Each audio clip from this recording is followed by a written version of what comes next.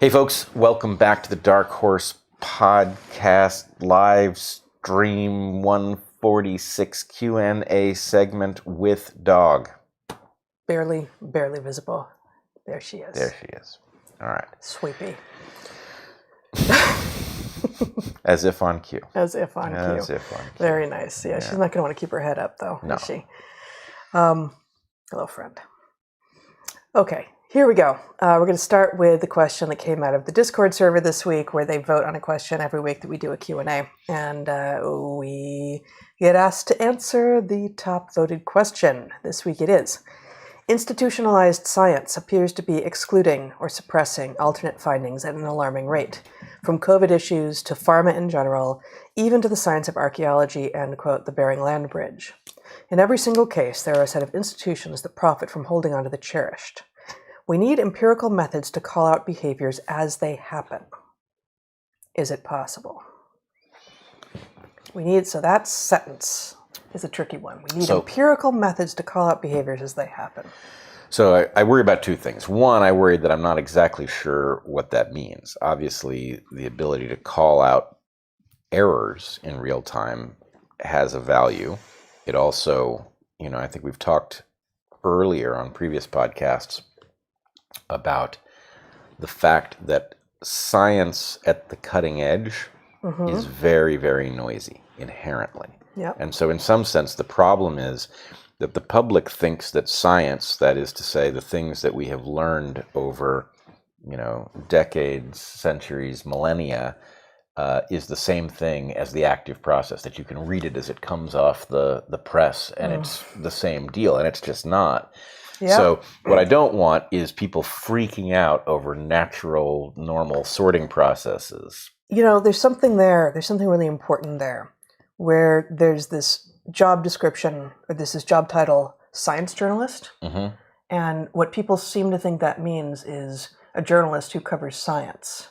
And actually, the methods of journalism and the methods of science are different enough. The way in which discovery happens in journalism and happens in science are different enough that you can't just be like, well, I used to do journalism on sports or, politics, and now I do science. Like, you actually have to consider differently about what the underlying reality is and what it means.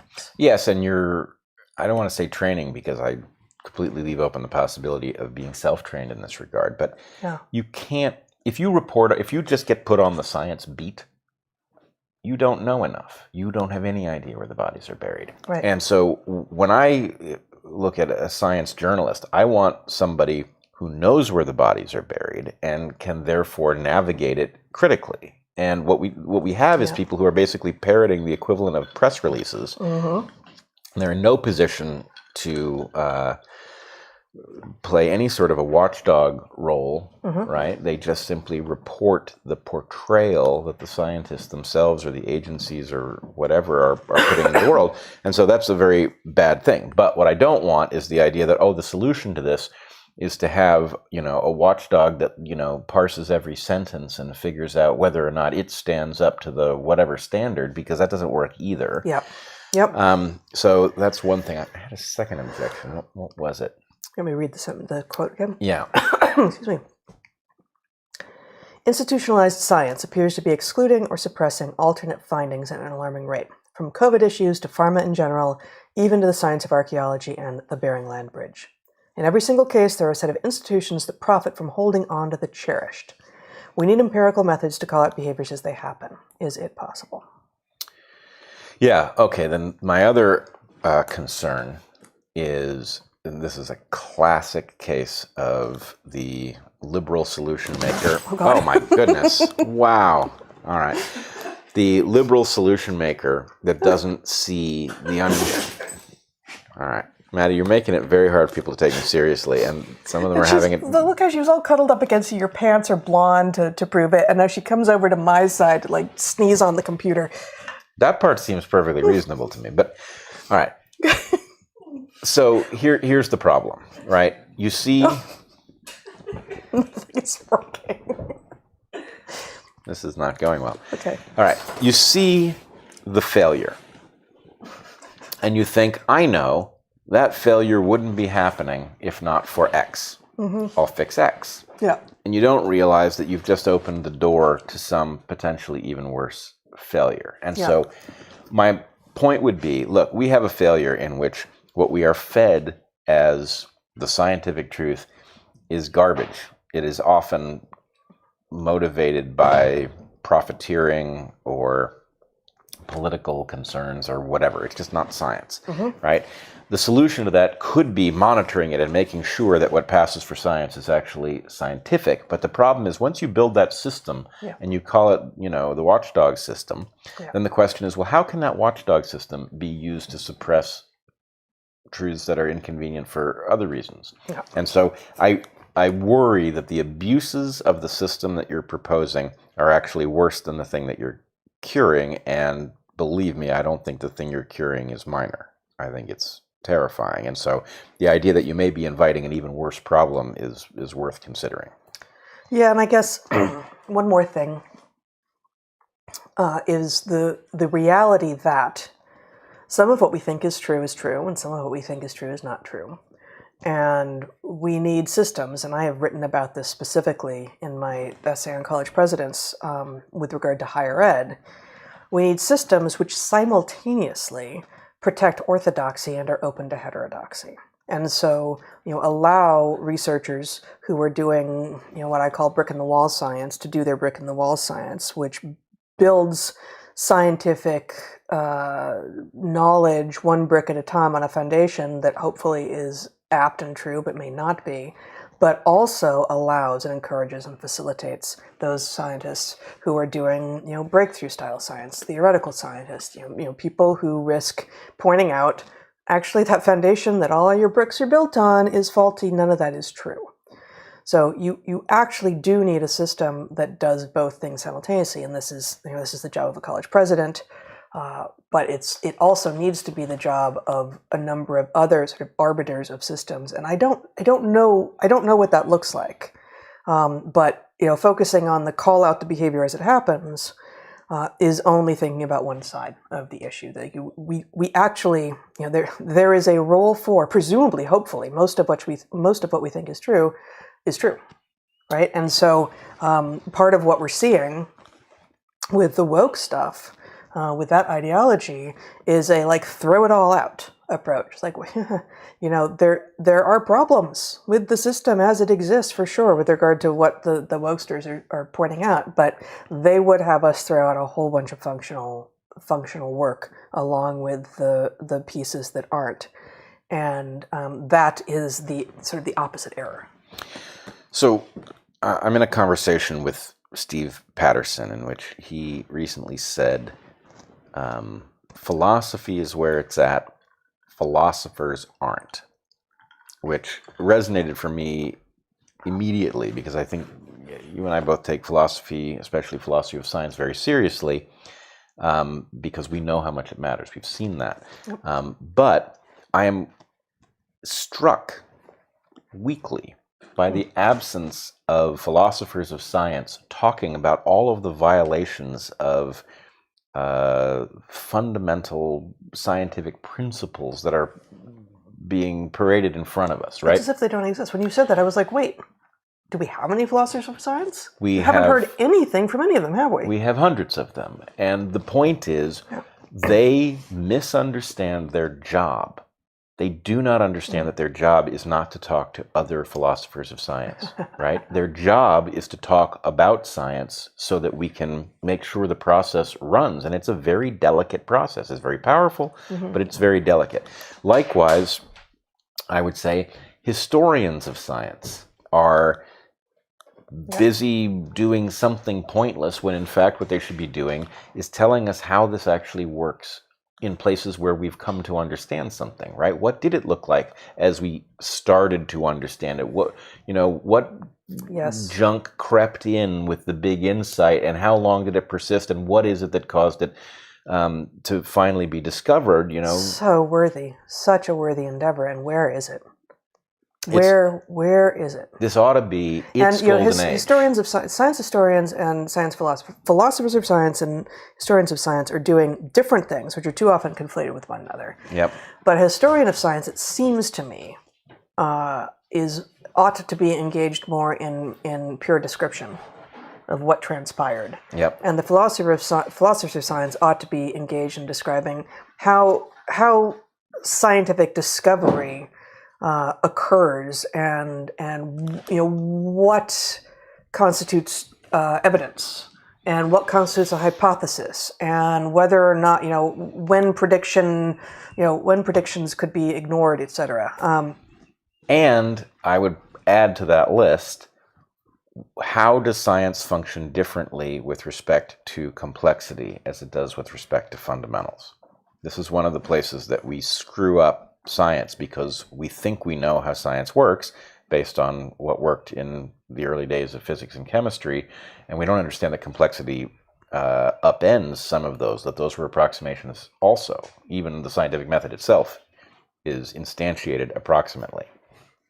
Yeah. Okay. I lost my thread because of the chaos happening here. I think this is a critical question that I, at least, and I haven't heard from you, don't have the solution at the what system needs to be put into place level. But what we can do is describe, and I think have tried to do here, is describe ways in which you could make an error in trying to describe the solution too simply and thus create the opposite problem. Well, so I will go one step further then. I think the solution does not exist at the level proposed here. That what you need is something, and it's going to be institutional level, that is capable of restructuring the incentives of individuals so that being right actually ends up putting you ahead. Yeah. And the problem is that we have a system in which being wrong puts you ahead and being right will often get you thrown out. And unless you have an institution that's capable of basically taking some long period of time and saying the objective is to get increasingly correct over that period, not to look increasingly correct this afternoon when your paper comes out in Nature, right? Yep. That's the key. That's the solution. Really, if you fix the incentives so that the individual could not get ahead by being wrong, you don't have to do anything else. Yep. And that's the hard part. Okay, we're going to take a short break. We're not going to go off air because we can't do that to encourage the dog to come back. This is a strange little situation we got here, and she doesn't know that she can make it up, even though she just made it down. Come on up. Yeah, there's a step, see? Yep. Stepsy. Right. Come on.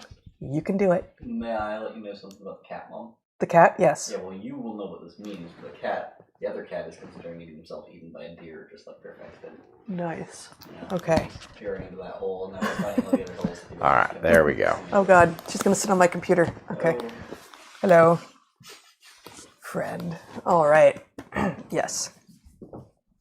Okay. Let's go into the questions at DarkHorseSubmissions.com now. And you are welcome to ask questions there, DarkHorseSubmissions.com. First question. If I wanted to undermine both the Judeo-Christian ethos and Western scientific understanding of evolutionary biology, I would focus my attack on our understanding of biological sex. If God created them male and female, and you succeed in breaking the male-female paradigm, you break the system. That's interesting. It's kind of a twofer. It's a really good point. Yeah. And so bold. Like, if I had wanted to break the system, and I was looking for ways to do it, and I had happened upon this, even if I'd seen the two for quality of it, as this person does with regard to both Judeo-Christian and biological reality, I would have given it up for being an impossibility. How could you possibly? If you can convince people that there aren't two sexes, that male and female aren't quite real, that men can get pregnant, etc., well then, it's over. That. If you can convince them of that, you can convince them of anything. And until now, I didn't actually think that you can convince people of anything. Yeah, I agree. I guess I was that naive. It's an audacious attack. Incredibly. What I like about this proposal is that, so the thing that Robert Wright seems to think I'm nuts over is the sense that something is wrecking our system that begins not to be explainable through simple incompetence. It's too many failures, too directly targeted at things that are essential to the functioning of our system, like military readiness. Mm-hmm.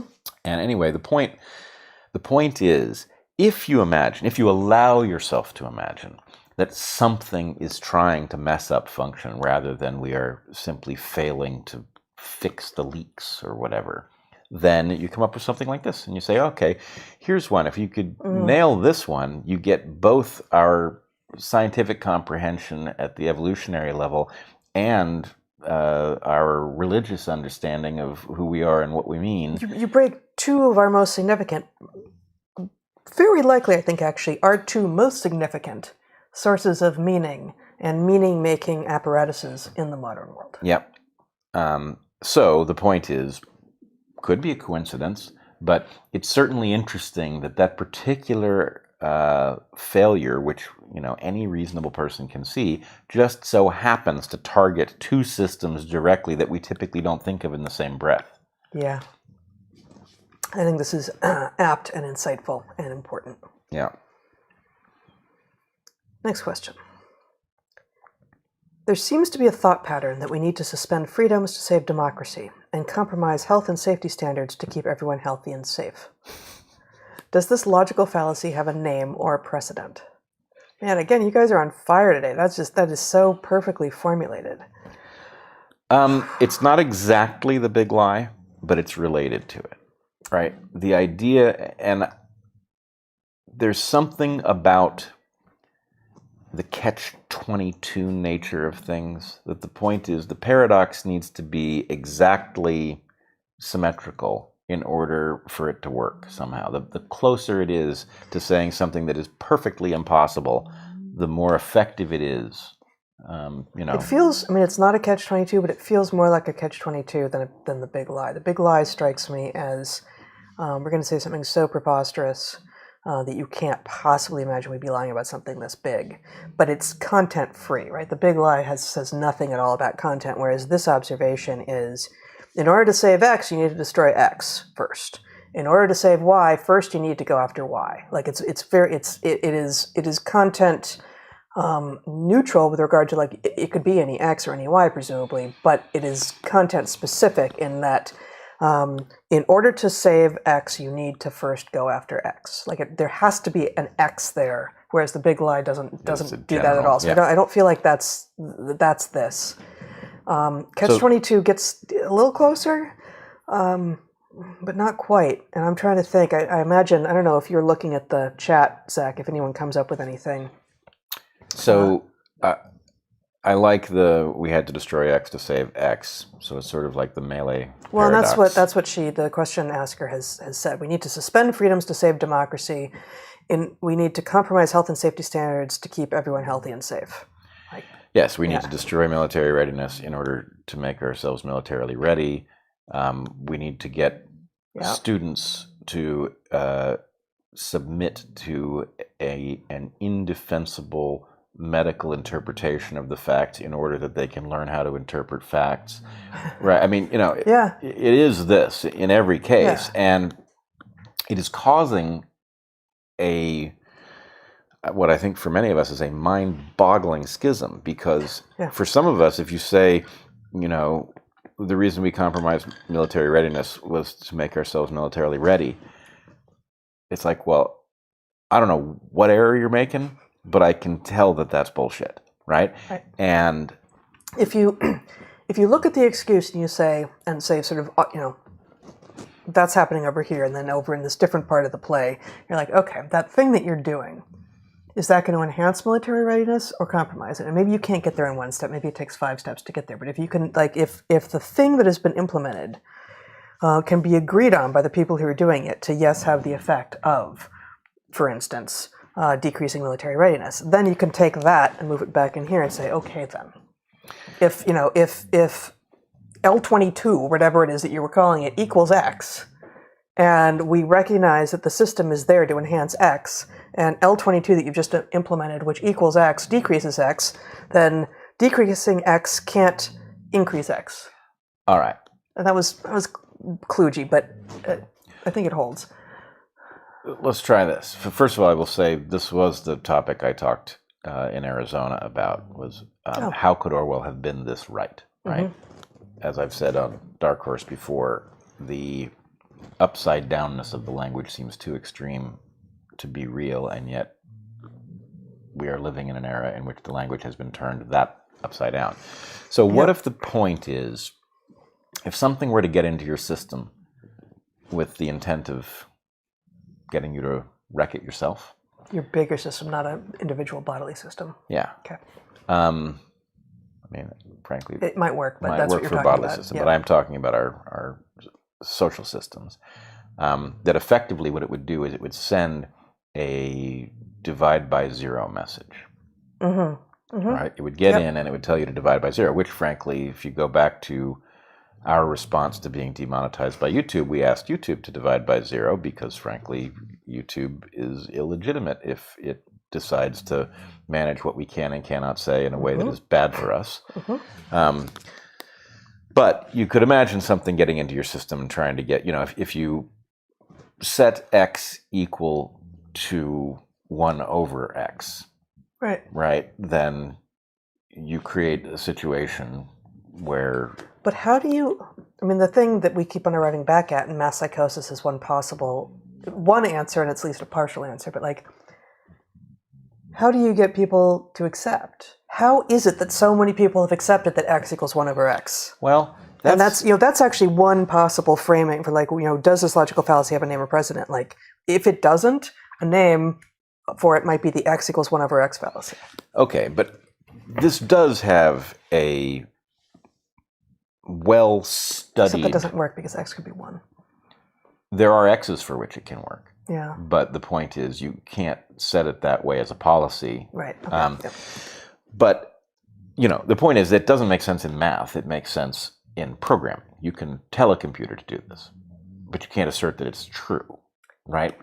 Right. Right. Okay, good distinction. Yeah. But the problem is we know more or less. In fact, I would say we know very well how you get people to accept transparently false syllogisms. And the way you do it is making the cost of not accepting it so high that acceptance is the only rational thing to do from the perspective of well-being, which is that's one of the ways. Another way is that you prime them. You inform them in advance about how awesome thing X is. And then when thing Y comes in, dressed as an X, you say, look at this brand new X. And when some people's like, that's a Y. That's not an X at all. Like, come on, don't you love X? Right. You wouldn't want to be one of those anti-Xers. No, you certainly wouldn't. No. So that's true, but I think that still fits the paradigm. If we map anti-vaxxers onto what you just said, right? We all know that vaccines are a fantastic mechanism for limiting the spread of contagious diseases, right? Then you introduce something and you ensure that the terminology used for it is vaccine, and then anybody who says, hey, wait a minute, that's not a good idea, it doesn't matter biologist or not, the point is, oh, didn't know you were an anti-vaxxer. Right. But the point is, when they say anti-vaxxer, what they're doing is they're threatening you. As we explored in an earlier episode, there's a buzzsaw with anti-vaxxer on the label. And if you come anywhere near questioning anything that comes through a syringe, you get shoved into it. Yeah. So presumably lots of precedents that we can discover. It seems like they're all coming right now. There's so many coming right now that it's extraordinary.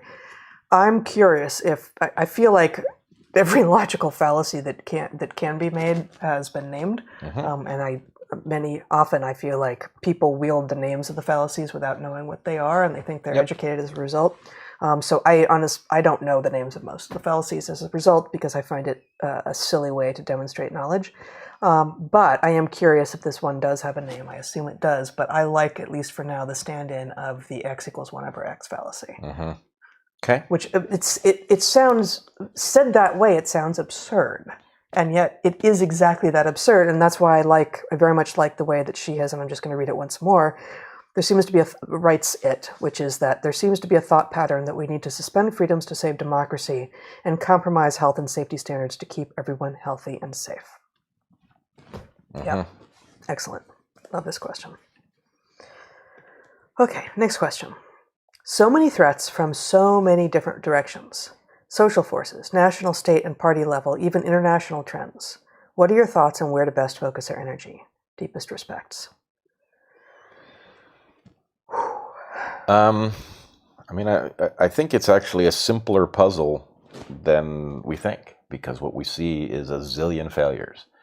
But you've got game theory problems, like the one we just discovered or discussed. And you have the thing about these collective action problems, right? If we all stand up, they can't come after all of us. Yes. But if you stand up, because if we all do it, they can't come after us, they can come after you. So you won't stand up. So nobody stands up. So we get slaughtered, right? So the point is, look, logically speaking, that is a very easy problem to solve. Practically speaking, it's an almost impossible problem to solve. And the reason is because you have to have a coordination entity that is capable of structuring the incentives to move us in the right collective direction, and something has systematically unhooked the institutions that are large enough and oriented in a way that they could do it. And so the problem is we keep running up against the same mind-numbing collective action problem that we can't solve, not because we don't know the solution, but because we don't have the thing big enough to do the job. Yes. Yes. So institutions are the answer. In my personal opinion, our institutions are so far gone they can't be rescued. That could be wrong. I would like it to be wrong. I mean, I agree with what you just said, but I don't think it answers the question. I don't have an answer to the question. But the question is, given that there are so many threats from all these different directions, what are your thoughts on where to best focus our energy? And the R there, I think, suggests individuals who are trying to make decisions about what do you do, right? But before we go back to that, one of the things I was thinking about as you were talking is that to some degree what we're doing here at DarkHorse is precisely giving people things to share so that, we lost our jobs as professors, and we're no longer teaching explicitly evolutionary biology in the same way, although our book does a fair bit of that. But we are able to have a much larger audience, and that allows people who are looking at this going like, oh, I feel like I'm in a ransom situation. I want to stand up, but I don't know if anyone else is going to stand up. And it's like, you've got the girl and I've got the money, and oh my God, I don't want you to end up with both. And so, no one stands up. It's like, well, to some degree, what we're doing, especially with the clips that our awesome other producer puts out, is like, here, share that. Maybe that's the thing that, the degree to which you have stood up by passing that along to your uncle or your boyfriend or, your work colleague is saying, yes, I am vouching for this enough that I think that you might be interested. And maybe it's just like a shot across the bow. Like it could be any number of things. It could be like, do you see what I see? Or, hey, dog just dream kicked me in the ribs. Dude, not cool. There are a number of reasons that people might share these things, but it can be sort of an opening for a way for people to have the confidence there's a lot of reasons to not do it. Like, people are losing their jobs, people are losing their families, people are losing all sorts of things. But having these sorts of nuggets that you can share does help a little bit with that game theoretic problem. There's another interpretation of what role we're playing and actually why we end up being a thorn in the side of power. I think that's just one tiny piece. I hardly brought that up. I know it's not exhaustive, but what I hear from people and what I know you hear from people a lot is you're keeping us sane, which I take as an indication we've talked about the difference between terms of art and jargon. Terms of art are unavoidable complexities of language that are necessary to do work in a given field. Jargon is something used to keep people out so they don't know what you're talking about, right? Keep people out of your lane. Yeah, keep people out of your lane, to complexify things unnecessarily so that nobody can enter, right? What you and I are doing is demystifying this landscape, right? We've trained so that we can understand what the jargon is covering, and then saying, actually, this isn't that complex. Here's what you need to know. And therefore, your intuition that this thing that you're being, let's take the following one. You've just been told about these mRNA inoculations, and you've been told that they are safe and effective. And you think, well, I know that safety is established somehow. I know I don't know what that somehow is or how good it is or anything. Maybe they are safe and effective. And then you have somebody come on and say, look, I don't know if they're effective, but they couldn't possibly be safe because in order to be safe, you have to know that there's no long-term risk. And they couldn't possibly know that. They're too new. You know enough to know they're not safe. That doesn't mean they're harmful. It means we don't know they're safe. No one on earth knows they're safe, right? Yep. It can't be known. Right. So the point is demystifying their claim of safety so that you recognize, actually, no. To say that something is safe, putting a gun to your head and pulling the trigger is not safe, even if it's unloaded. You don't know if it's unloaded. Yeah. So that process of demystifying is very useful in emboldening people who would otherwise be cowed into accepting wrong stuff because they didn't have the language or the tools to necessarily know what that nagging intuition that something is off was about. And so anyway, I think the punchline to the whole thing is this, which is actually quite hopeful.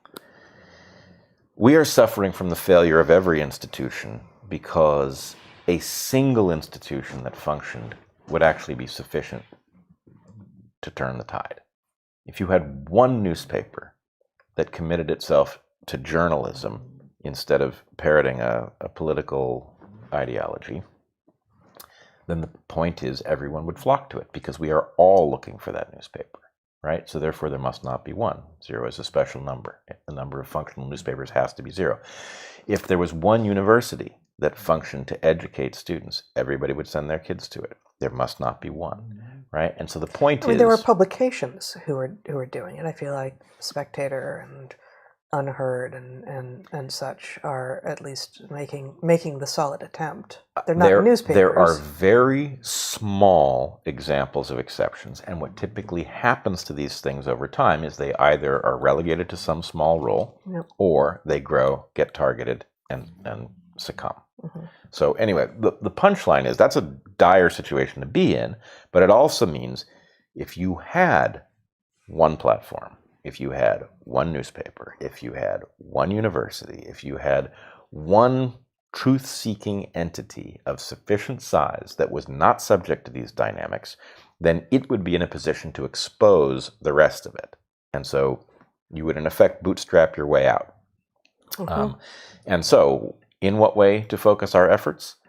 Figure out what thing, and maybe it's Elon buys Twitter, right? Maybe that's why we are seeing so much ink spilled over Elon's attempt to purchase and then his attempt not to purchase Twitter, because it's that important. If Twitter was a place that you could actually have these discussions, then of course it would be the only place to have a discussion. Who wants to live in a censored environment where there are certain things that can't be said that might be vital to your well-being? So the point is, if Twitter becomes a place where you can say whatever needs to be said, then there is no other social media platform. Yeah. Right? Only a moron would go to a different platform in such an era.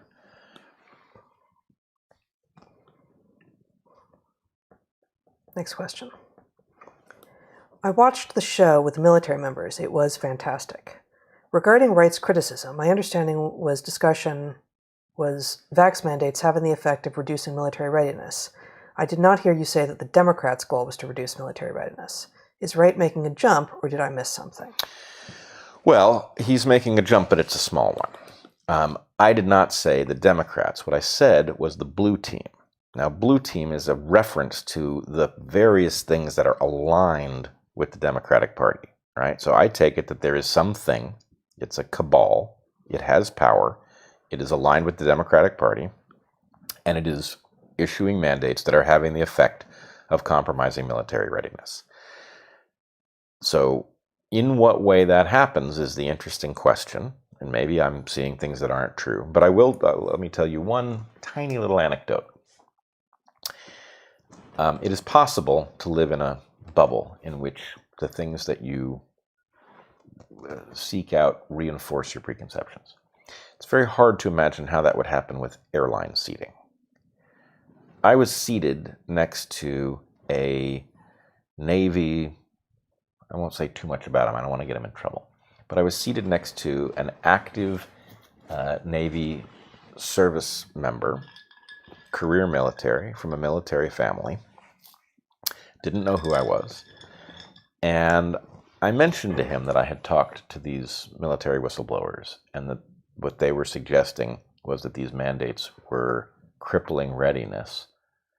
And he rolled his eyes and he says, they absolutely are. This is somebody who accepted these so-called vaccines because he had no choice in order to hold on to his job. But I talked to him about all of the ways that I was coming to understand readiness was being compromised, right? Yep. That we were seeing suicides, that we were seeing a notable decrease in morale, that retention and recruitment is low, right? That people are compromised by injury and are therefore no longer able to fight, Right. that we are sidelining some of our best pilots. I ran by the whole list of ways in which our readiness is compromised. Mm-hmm. And he, this was not somebody who was shy about disagreeing. He was perfectly ready to disagree where I had something wrong. But basically, my understanding that I got from these military whistleblowers of all the ways in which our readiness is being compromised reflects this randomly chosen by the vagaries of airline seating member of the military that I happen to be sitting next to. Wow. So the point is, I don't think this is subtle. I don't think That's it's extraordinary. Secret. I think it's just happening. And so Yeah. basically what I would say is, look, the full range of possibilities is narrowed, right? We are crippling military readiness, right? We are doing it with mandates. Why? I don't know. But whatever it is that's going on has to explain why you would cripple military readiness in the name of military readiness. Because that's what we're doing, right?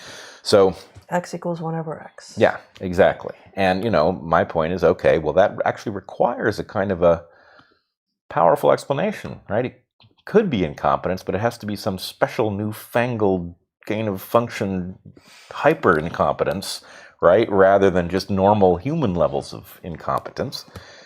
You remember 3 years ago when gain of function were 3 words you could have put together and been like, oh, I remember something about that, like Obama, Trump, something, gain of function. Gain of function, yeah, I remember being, for many years I've been tracking the catastrophes where you only learn about the process that's being utilized after it has gone wrong. I'm well aware. And I started saying, okay. So just to name a few, Deepwater Horizon in the Gulf of Mexico, Fukushima, credit default swaps and the financial collapse of 2008, the Aliso Canyon disaster in Southern California, right? We've got a whole list of things where we're doing some very dangerous thing. And we list those things, incidentally, in our book, which was completely drafted before COVID hit. Yeah. And so anyway, gain of function gets added to the list of things you didn't know we were doing that you needed to know we were doing, because at the point it goes wrong, everything changes. But it's a little bit Hitchhiker's Guide to the Galaxy. It's like, well, it was publicly available to anyone who wanted to know at all times. I mean, it was in the basement down the stairs where the lights are out and the swamp and the alligators. And I believe the stairs were gone. And, yeah. Exactly. It was available. It was. If you wanted to defend your planet from being obliterated in order to put in a highway, then you just should have gone and looked at the paperwork. Right. It's really on you that you didn't know. Yeah. So it's not on me anymore, because I've now started asking, where is the list of really dangerous fucking shit that we're doing that I've never heard of, that I'm going to want to have known about at the point it goes wrong? I feel entitled to that list. And there's no list. There's no list. Yeah. All right. No Well, list. I want to add something here. Okay. which I forgot to mention during the main podcast, but struck me as so remarkable that it deserves to be in here somewhere. All right. A publication, a scientific publication, emerged that reported an experimental finding in which, if I understood it correctly, the S protein, that is the spike protein gene from the Omicron variant, was somehow grafted into a wild type, which I think means the original SARS-CoV-2 genome, right? The Wuhan strain. Wild type SARS-CoV-2. It's pretty wild. Wild type? I Really? believe We're going to use that term here? I hope I'm not inventing that part, but I do believe they used wild type and then WT. But anyway, the point is, they did this fascinating / terrifying experiment in which they took this escape variant produced gene for spike protein and they put it on the Wuhan strain. I think it was the Wuhan strain. Mm-hmm. And then they did some stuff with it where they gave it to a bunch of mice and 80% of them died. Okay. Now, okay. If that's they true, gave the virus, the resulting the new virus that they had created. The Franken virus. The Franken squared virus. I think it's cubed, considering. It may be at this point. It's hard. No. It's hard to keep track of the exponents. Well, actually, in light of the weirdness surrounding the genome of Omicron, maybe it is cubed. But anyway, we digress. The point is, one, that suggests something very frightening. I mean, it could be. It's possible that the mice are weirdly vulnerable, and that is not in any way indicative of what would happen in people if such a thing occurred. Hi. It's like, you don't have a computer. Let me sit on your lap. But let's just say, one, the idea that this new set of genes for the spike protein, which now exist in the world, freely floating around infecting people, that combined with the background from a strain that is presumably no longer floating around, but certainly could be, right? It's not like we did something clever that got rid of it. It just other things outcompeted it in the swarm, right? There's nothing in what you read that suggested how difficult this would be to have happened naturally. I think the point is, as an evolutionary biologist, I feel perfectly well positioned to say probably not. It's not like it's like a person being born with an elephant trunk or something. No, I don't think so. I think it's the opposite. I think the point is, we don't know a ton about how all this works, but a person being infected with two strains simultaneously, could there be recombination? That's different. I see. Two strains. Right. So I guess I'm not expecting to see this leap in one go, but the idea that the whole quadrant, the design space, involves a simple taking of two things that were produced by whatever process got us here and putting them in the same virus produces that kind of mortality rate, that's terrifying. What is also terrifying is that somehow in 2022, people are still running experiments like this. Oh my God. Yep. Right? Mm-hmm. I mean, for one thing, at the very least, these people just handed a tremendously, potentially dangerous formula to whatever hates us, right? You need a certain amount of biological knowledge to do what they did, but rocket science it wasn't. Now a plausible end product bioweapon is known. Yep. Which takes considerable technological know-how and money to build the lab in which to implement that know-how, but still, it exists. Now let's just say, I'm not a molecular biologist. I'm not a laboratory scientist. Hopefully I've misunderstood something about what I've read. And I don't even know what paper you're talking about. But the whole thing read as extremely alarming, both from the point of view of what it suggests could evolve naturally at this point, or what somebody could arrange. And the fact that people are now still playing these kinds of games in labs, even though we've seen how, a gain-of-function experiment that turned a virus into something with a comparatively low case fatality rate still turned the world on its head. Yeah. Right? The destruction from this thing is astronomical and, will in the end be indefinitely large, given that we now have no way to control it. Yes. Okay. Next question. Yes. Just poke the dog's nose. Yep. I'm inclined to agree with Bret that being off-platform is tantamount to ceding ground. Being 50% effective or even 5% is still better than 0%. Force them to ban you, then make a new account. Wear them down by attrition. Well, as somebody with an account that is apparently incapable of accumulating new followers, according to the numbers, but still has lots and lots of people following, the problem is if you have an account that doesn't have very many followers, you don't have very much capacity to change the world with it. And you don't have much to lose, but you can't reach very many people, or you have the ability to reach a lot of people and you have a lot to lose. Those go hand in hand. Right.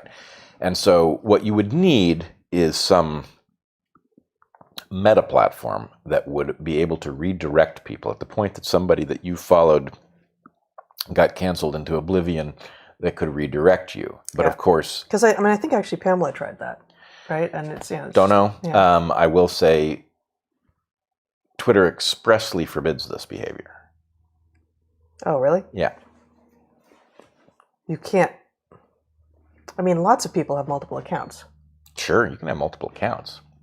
But you can't create a new account right after you've been told that you can't have an account? If you have been thrown off Twitter, you cannot create a new account and come back on Twitter. But if you had 5 accounts and one of them got thrown off Twitter,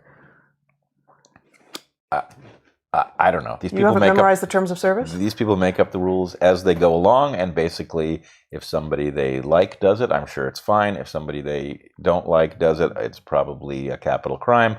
I don't know. Yeah. Yeah. Have I mentioned that these people suck and that the terms of service are unfollowable deliberately? At points, yes, you have. This is not the question, but the question begins with AGW, 3-letter acronym. Zach's looking it up. The question is... Yes. AGW is a 1.2... Anthropogenic global warming. Oh, yeah. Anthropogenic global warming is a $1.2 trillion industry. With that much money, how difficult is it to manufacture a crisis? Well, it didn't start out with all that money. So, I mean, there wasn't $1.2 trillion sitting around waiting for a crisis to be manufactured, right? So the timing there is a little off, but the question is still apt. Yep. Given that there's that much money, were we to discover that there's no problem, would we be able to talk about it? Probably not. So rather than manufacture a crisis, maintain. Manufacture or distort, exaggerate. Yeah, I mean, again, what we have said repeatedly is there are things you can use that do not involve these models, that the models are suspect. Anybody who has worked in the realm of models knows why they're suspect. It's too easy to generate a model that will spit out any behavior that you want. And the dynamics inside these fields are such that, look, you will be rewarded for saying things that flatter the conventional wisdom inside of modern climatology. You will be punished for saying anything that casts any doubt on it. So anyway, there's no way that these things aren't terrifically messed up. However, there are ways that you, as a member of the public, without resorting to models, can figure out where we are. Mm-hmm. What you can't figure out is where we are relative to dangerous thresholds, right? If the class rate gun hypothesis is right, then the point is we could go from where we are presently to some dire situation very quickly, and we wouldn't necessarily know that we had crossed that threshold. But, as I've said repeatedly, I was promised an ice-free Arctic by now. The Arctic isn't ice-free. I was promised that there would be no snows left on Kilimanjaro. There are still glaciers on Kilimanjaro. I was promised that Glacier National Park would have no glaciers. There are still glaciers there. So, and I was also led to believe that sea level would have risen significantly, and the fact is, I look at the sea from all of the places that I've visited the sea as a person across my life. So far, I don't see it. So, does that mean that there's no crisis? No, because of the threshold potential. But does it mean that something is acting in an alarmist fashion relative to realities that I can check myself? Certainly seems so. So, I don't want anybody to feel comfortable about this issue, because I think at best what you can say is we are left by a corrupt scientific system with too little information to know how much danger we're in, right? That does not mean that we are safe. But that seems like more or less where we are. Indeed. Okay, a follow-up to the question that asked about the vaccine mandates and Robert Wright. Mm-hmm. Thank you, but the point of my question is about the intentionality, the causality versus correlation. Is it clear that reduction in readiness is a side effect of vax mandates? Wait, no. Okay, let me try again. The punctuation is missing. Thank you, but the point of my question is about the intentionality, parentheses, causality and correlation. It is clear that reduction in readiness is a side effect of vax mandates. It is not clear that this is the intention of the blue team, but rather a knock-on effect of their agenda that they are willing to tolerate. Well, the thing that Robert Wright took me to task for was noting that the mandates are in retreat in the civilian world and that they are maintained in the military world despite the impact on military readiness, which is easily observed. So the question is... But there's a third population. What about other government workers who aren't in the military? If the mandates aren't being reduced, if the mandates are just like in place in the government, they're not, and not in place, they're not. They're being dropped for both federal and it doesn't matter state, I guess. Right. Okay. They're being maintained in the military where their effect is arguably worst. Right. Okay. And so the question is, look, the DoD ought to be obsessed with military readiness, right? This is a long-standing conversation. We have a standard we are supposed to maintain. We are supposed to be able to fight and win 2 simultaneous wars. That's how ready we're supposed to be. Mm-hmm. Readiness is not a vague concept, right? It is a concrete concept.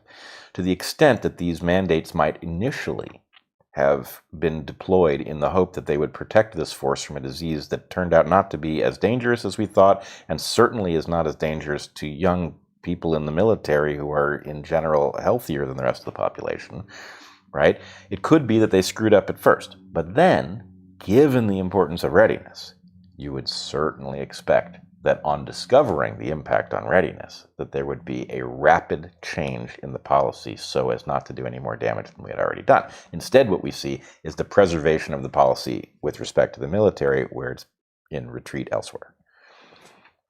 So it doesn't say anything about intent, except it leaves us with a question we have to answer, which is why would we make this error of all errors? How long have we been at it, Zach? 56 minutes. All right, let's do a few more.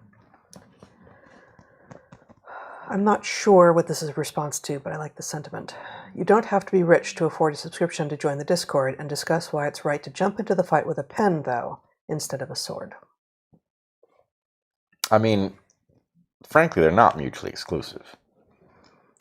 I mean, most people are not ambidextrous, though, so you kind of need to choose which you put in your dominant hand. No, that's why you have a sheath. You can't use them both at the same time, then. True. But you can have them both at the ready, depending upon what kind of situation you end up in. I'm just saying it's good to be prepared.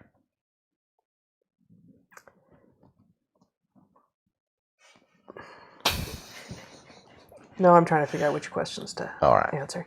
They're all good, and we don't have a ton of time. Oh, here. From Echo. Did the evolution of synchronized male-female orgasm in humans drive the evolution of music and of tone in language? Much love to you too.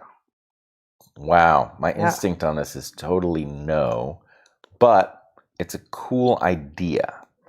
There's, I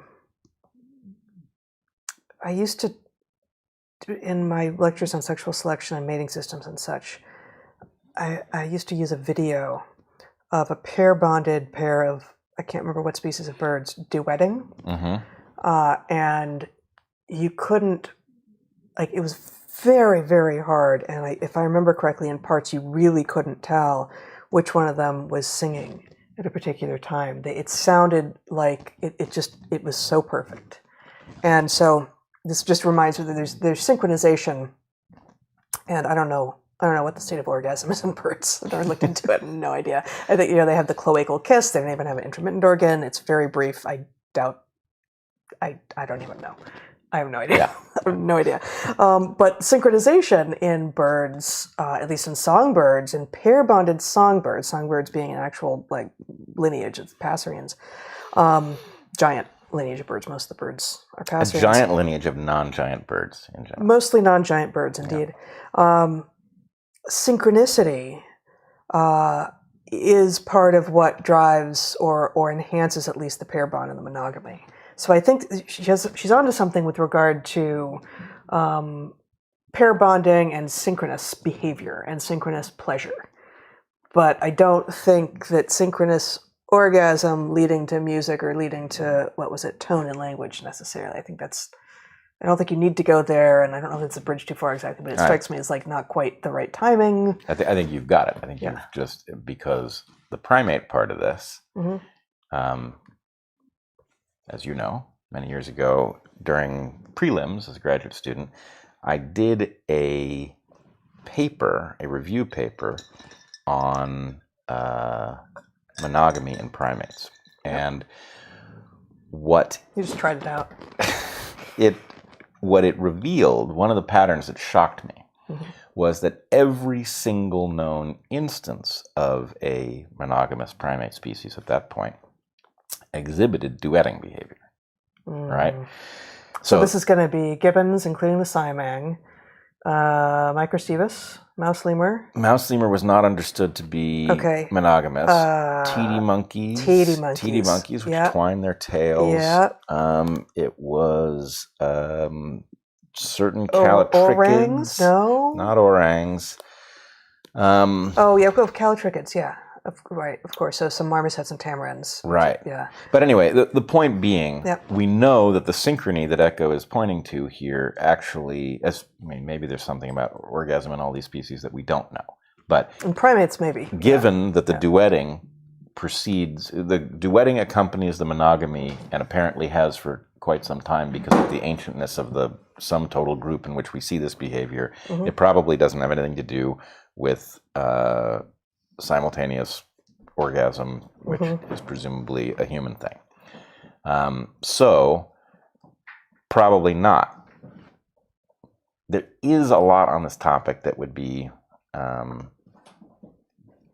worth delving into deeply. In other words, one of the things I want to explore is, given all the things we've talked about that have fucked up the sexual landscape, the question is, well, what did it look like before those things impinged on it, right? And I don't think we have a good understanding of that, and it would be very useful to do it. So, no, we've got a cartoon version of that history. Yeah, exactly. Okay, let's do one more before we sign off for a couple weeks. Why does motion sickness cause nausea? What do movement and balance have to do with expelling toxins? Is it the shifting stomach acids? Nope. Yeah, nope. You want to?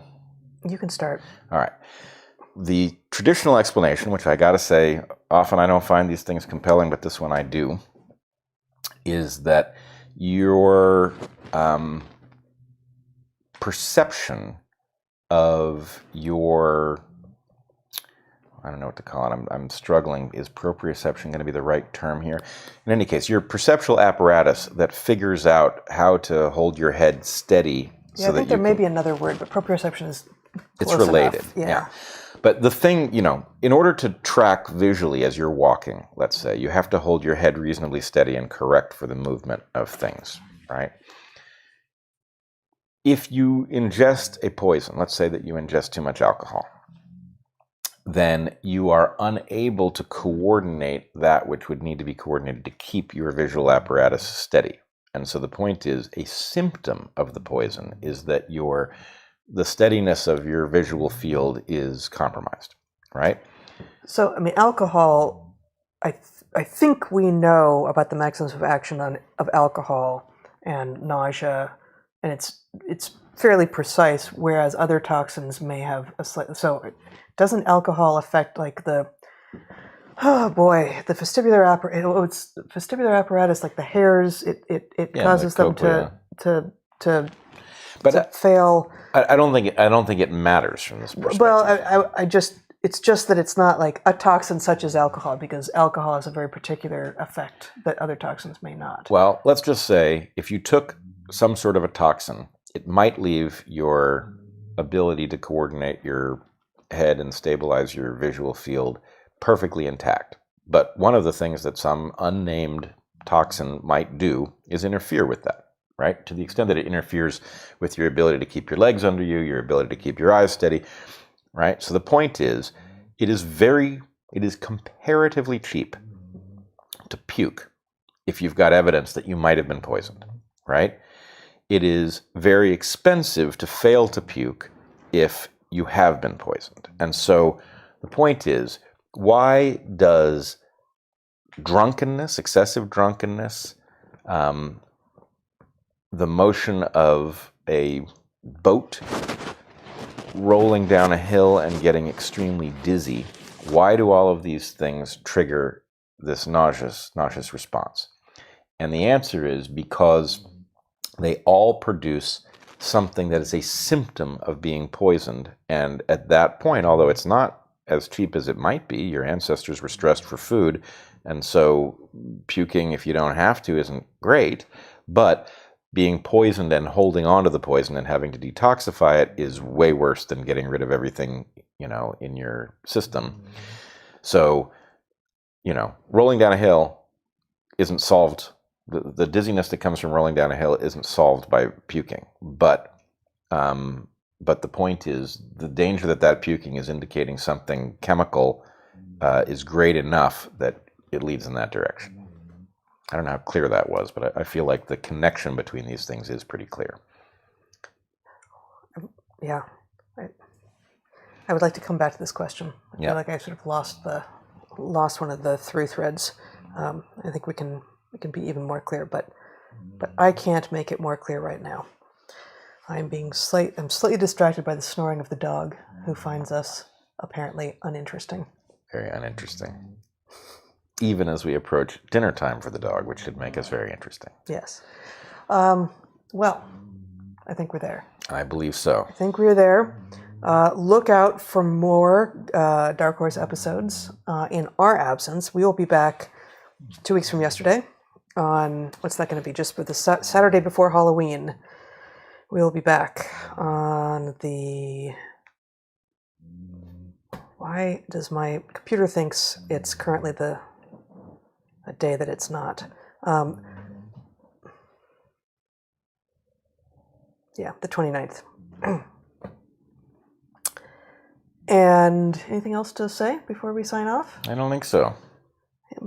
Suddenly there's so much chaos going on, I can't even get a thought out. Okay, we have cats and dogs lying down together as they were last week, very happy. And we have mid-fall here in the Pacific Northwest, where it is gorgeous and glorious. And we encourage you, until we see you next time, to be good to the ones you love, eat good food, and get outside. Be well, everyone.